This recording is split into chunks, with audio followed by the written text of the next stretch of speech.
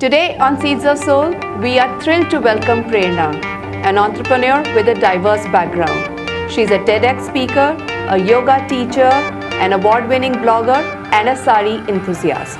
She's the founder of Inspired Beyond Motherhood and Ma of All Blogs. She joins us today to discuss Gen Z parenting, which is a hot topic for all moms out there.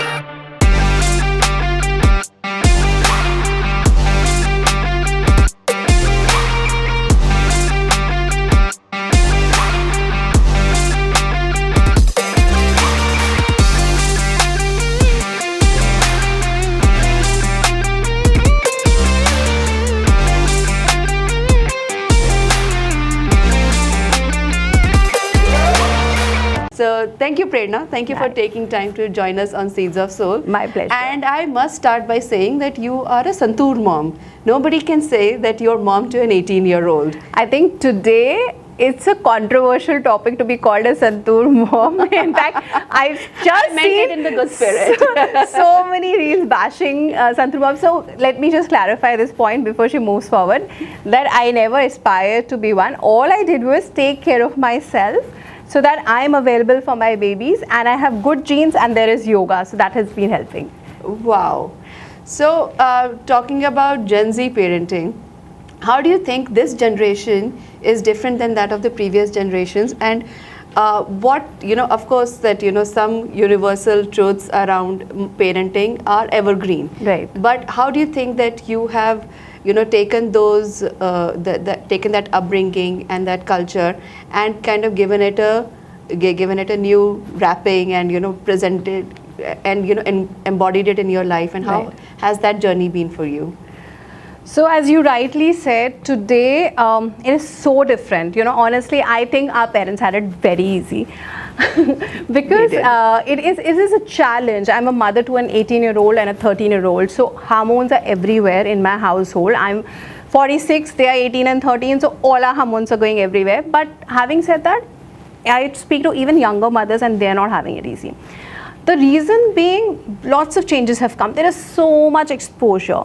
So much, like in our times, we, whatever the parents said was like patthar ki lakir, right? So, we could not go back and tell them, no, it doesn't work like this. This is what I'm going to do. Today, it's not like that. Today, it's like, if I tell my child something with, I tell him, no, this is how it has to be. There's no way he is going to listen. There's no way. So I have to be little, patient. In fact, I would say lot patient with the kids. You have to understand where they're coming from. They're very knowledgeable. So you cannot tell them, this is, I did it like that, so you have to do it like that. You have to come up with logics. If you don't do that, maybe when they're younger, they'll listen to you. But the moment they grow up, the moment they touch the 13 and the 14 and the 15, they are not going to listen to you, no matter how good your child was before that, how obedient your child was. And you have to take it with a pinch of salt that this is a part of growing up. There are peer groups, there is exposure, there is a very different lifestyle. So you cannot really take everything you learned from your parents and put it into today's generation. You have to evolve. You have to be patient, and you have to learn from them. There's so much to learn from them, honestly, today. Wow. So you said when it comes to managing expectations, because it is such a fast-driven world, and there is, as you rightly said, that there's a very high level of exposure, and there's always this pressure to perform. So how do you navigate that? Managing expectations and kind of helping them, navigating to finding their own truths and realities and their own purpose in life. So how do you think that See, we learnt it the hard way, I would say. My kid gave his board exams, 9th and 10th, during the pandemic, and there was too much exposure to the screen happening that time. So your studies, your school was happening on screen, your tuitions were happening on screen, and he had multiple tuitions because he was giving his boards. and even his entertainment was all screen. There were no peers. So what happened was, which we didn't realize, is that the fact that there was a built up of a lot of stress and screen exposure. Now what a screen exposure does is, like, it kind of numbs your brain after a point of time. After, you know, we've all experienced it at some point in our lives. So what happened to him was that it became so much built up that there was a point where he said that, you know, I can't take it anymore. So it was like, I can't do it only. So then, you know, we were like, okay, so here we were trying to push you to get good grades, and here he's saying, I can't even take the exam. So he reached that level. So then we were like, you know, we need to go a few steps backwards and reevaluate, and then we realized nothing is more important than mental health.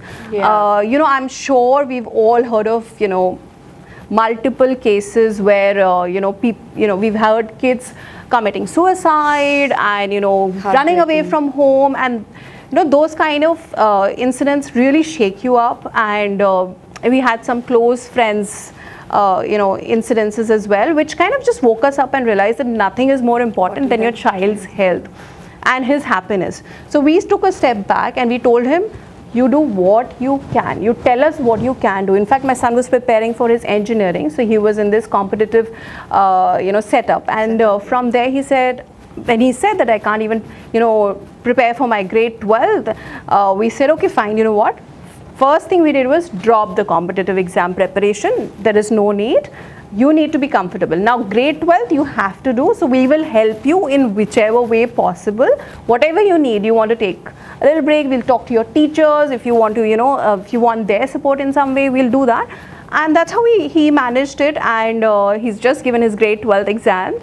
And unlike most other kids, he is taking a break here, which we are absolutely okay about, because we are like, the one thing that we can give your child as a parent is time. Correct. Okay, everybody, all of us have taken breaks in some point of time and done well.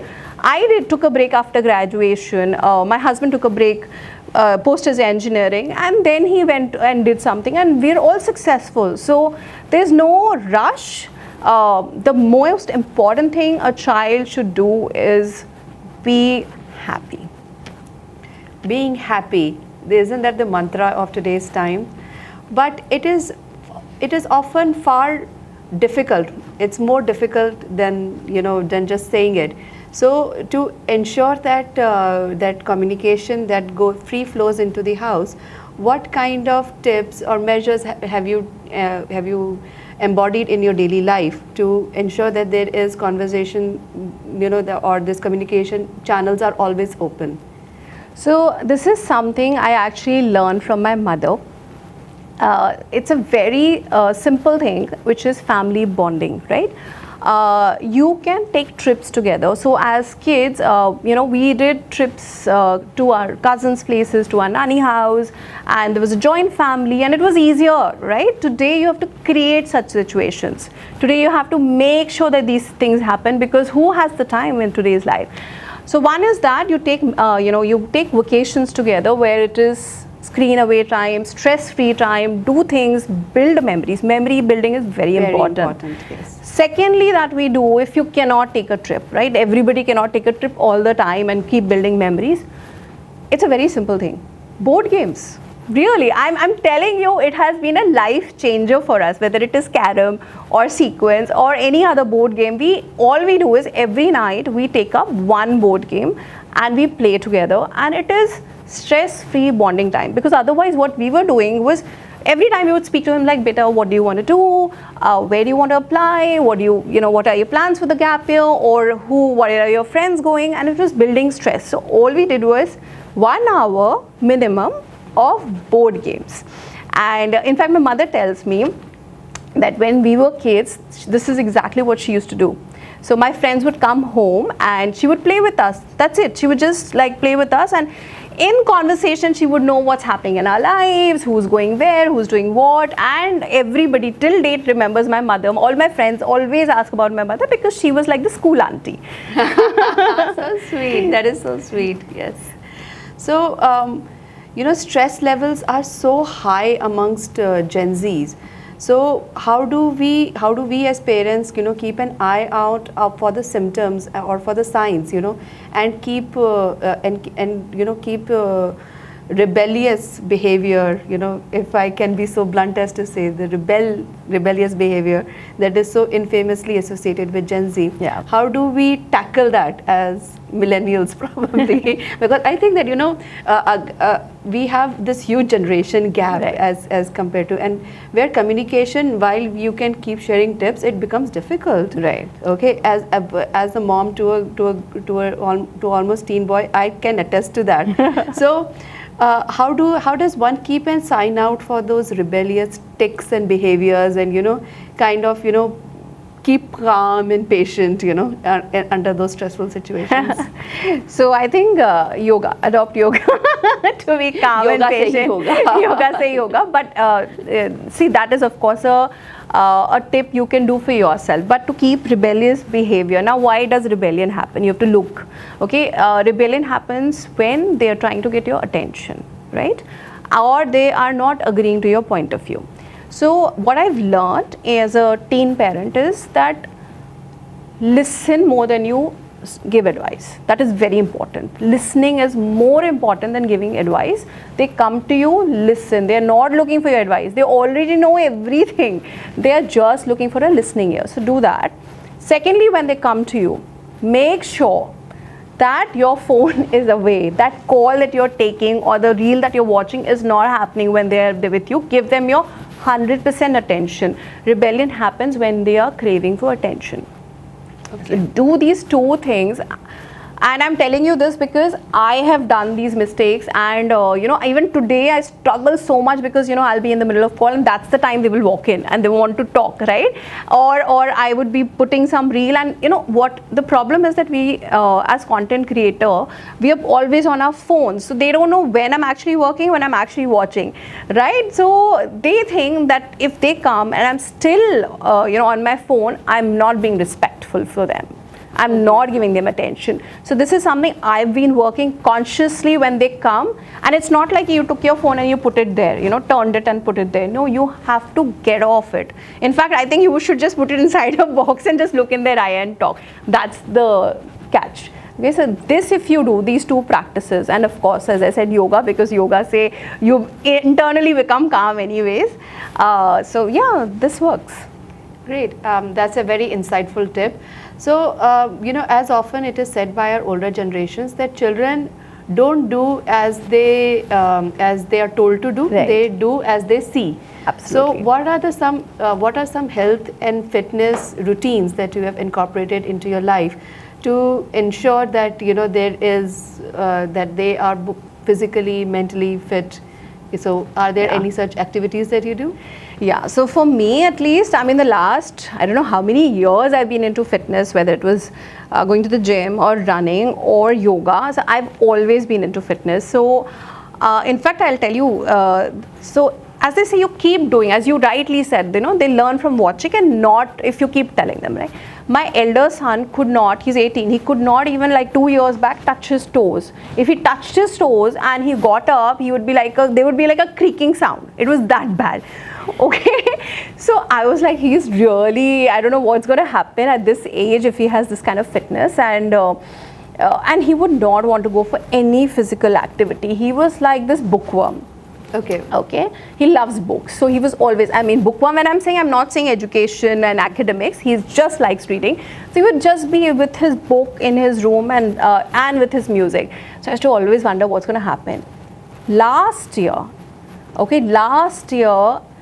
he started going to the gym, and in 1 year this kid who could not even touch his feet is doing flying push-ups, pull-ups. He is got a six-pack ab. Okay, I am as a mother so proud because somewhere that seed that I sowed has actually helped. So I didn't push them into it. he just adapted it. He just adapted it looking at us. Yeah. And also, by the way, my husband, who never used to work out, has also been working out very consistently for 2 years. So I think it's the mother and the father together, when they did something, you realize, okay, this is good. Yes, because it sets an example for Yeah, the family. I'm sure that the little one will also. Little one is already into. He is already a very, I would say, evolved child. He is a deep thinker because he has seen it from his birth. Correct. Right. So he's always. I was always into fitness when I went for my second pregnancy. I was working out till the last week of, that's when my trainer said, okay, I think now you can just rest. So I think it came in his genes. So the little one is sorted. The elder one I was worried about, but he's also picked it up. So I'm very happy. Great. So how much do you think fitness is influenced by mental health and vice versa, as a mom, as a wife? And I believe that women are custodians of the health in the house. Right. So how much do you think that fitness is important to you as a family? See, today, I think the wealth is not the money you earn, it's the health you have, right? Because everybody, thanks to the economy doing well, is doing decently. Everybody has a decent lifestyle, everybody can afford a lot of things, but today your wealth is your health, actually. Correct. So, I've always been into fitness. It all started with me wanting to lose weight. That's how most of the journeys start.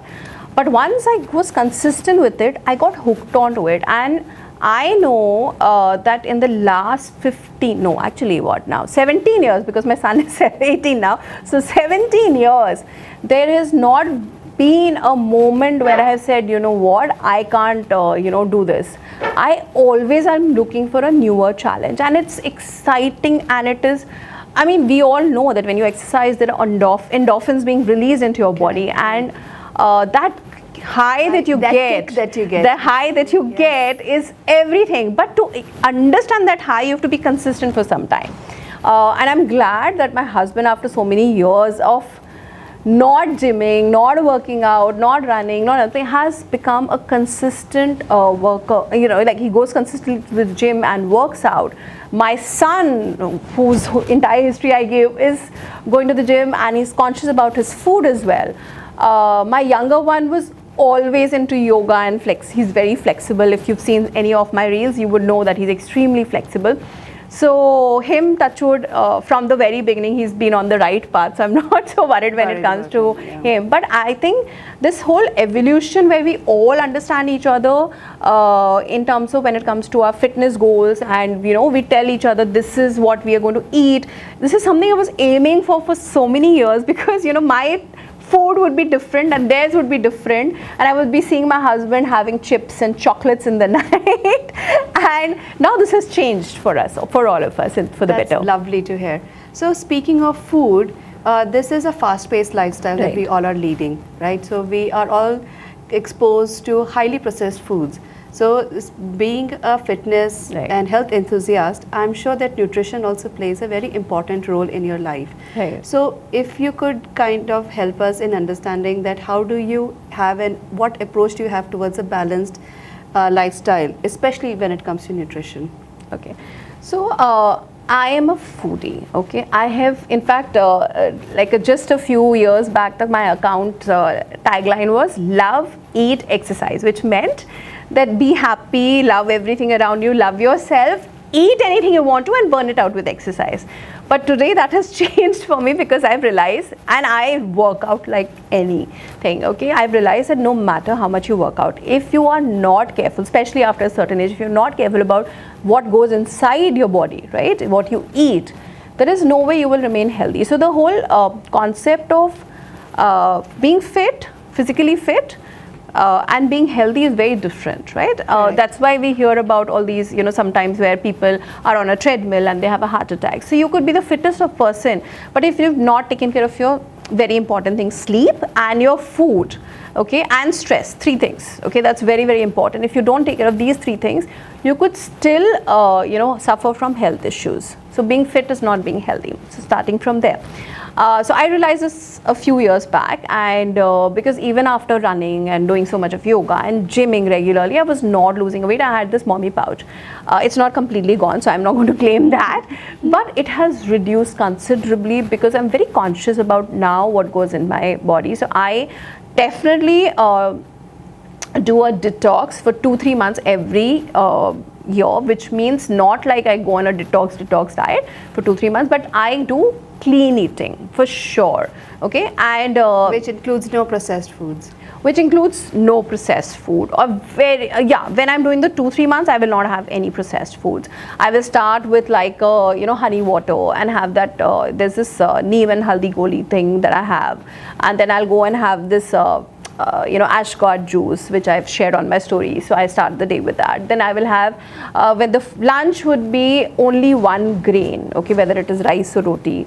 So these are the tips that I've so I'm not a nutritionist, but I have always I've always gone to a proper nutritionist for these tips. So they will say that you can have more and more raw veggies in your food. So the more raw you had, ideally they say 50-50 is really good, but 50-50 is difficult. So even if you can do like a 40-60, it's good, or a 30-70, जितना आप raw include कर सकते हो आपके उसमें करो. I have given up on gluten completely. I mean, I do like my pizzas, but it's very rarely that I will have it. It will be like a treat to myself. But roti jo hogi will always be a ragi, or it'll have bran in it. It will never be a seda whole wheat roti. And honestly, I like the taste of that more than a regular roti. But I'm a primarily rice eater, so I'll have brown rice or white rice or whatever. But I will try to keep the carbs less, and eat the veggies more fiber. Yeah. Yes. So that is the thing. And then evening snacking would I don't have tea and coffee. So you have completely eliminated processed sugar from your diet. I love my sweets, sorry. So not completely eliminated. I love my chocolate and my Indian sweets, but I try not to do it as on a daily basis. It's like once in a while.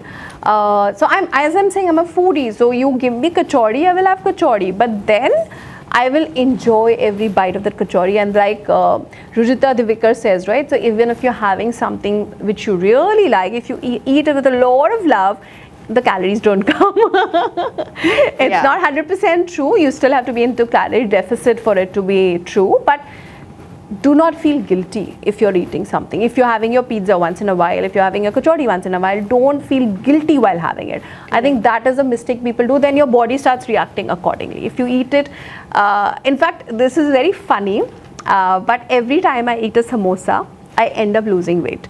I don't know why, because I love samosas. But yes, I know. See, don't take this as a nutritionist tip, okay?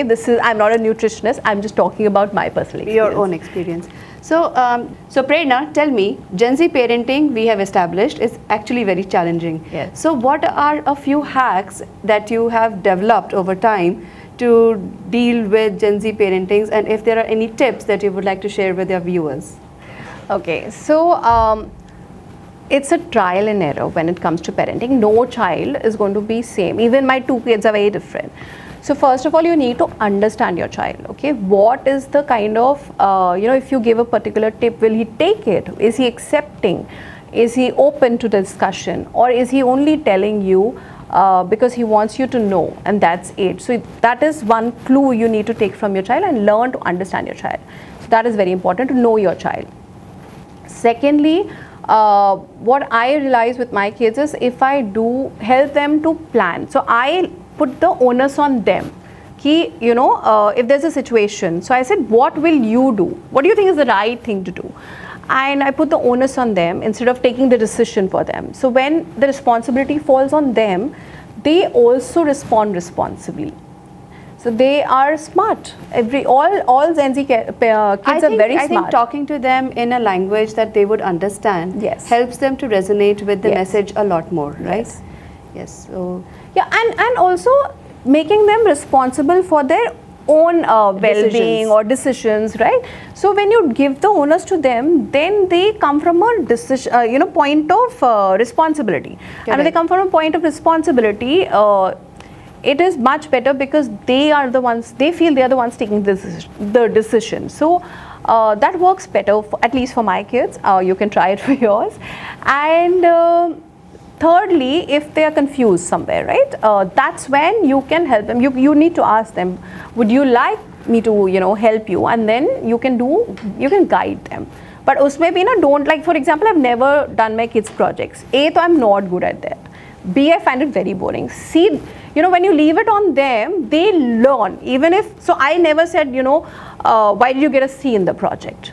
Okay. No, I never did that. So there's no performance pressure that you put on them? No, never. I have never put performance pressure. I would say my husband was the one who was always pushy, but he's also learned to back off. He has, done superb in the last 2 years as a parent. I'm very proud of him also. He's very invested now, and that's the change I have seen in him as well. On a concluding note, what is the one piece of unconventional advice that you would like to share with fellow Gen Z parenting who are just about to embark on their journey? So, unconventional, since you asked me, I would say that, teach them yoga early. I say this because there's no physical activity which works both on a spiritual and on a physical basis. Yoga is the only one activity, and I'm telling you because I've tried everything. Okay? Not only because I'm a yoga teacher, I'm just saying, and really kids of today have so much stress and anxiety that if you teach them certain principles and asanas, later on in life, it will help them navigate better. Plus, yoga is our own Indian tradition. So I, as a parent, would like to appeal to you guys to, while we are trying to raise global citizens, even I am trying to raise global citizens, make them proud of their own culture and tradition. We have beautiful culture and tradition, right? So that is the one thing that I would say. And secondly, I would say that whenever you're dealing with your child, no matter what the situation is, make sure that they understand that you are always going to be their backup. Okay, no matter how much of a difficulty they are facing, what they have done is completely wrong, they can depend on you. When they have that faith in a parent, there are always, first of all, they're going to always not take a bad decision because they will feel responsible. Secondly, they will never lie to you and they will always come to you. So that solves for a lot of problems today. Correct. So on that note, I would like to profusely thank you for taking time out today afternoon and coming to Seeds so of much. Soul. My pleasure. It was a pleasure. And as a token of our appreciation, please accept a gift from Arista.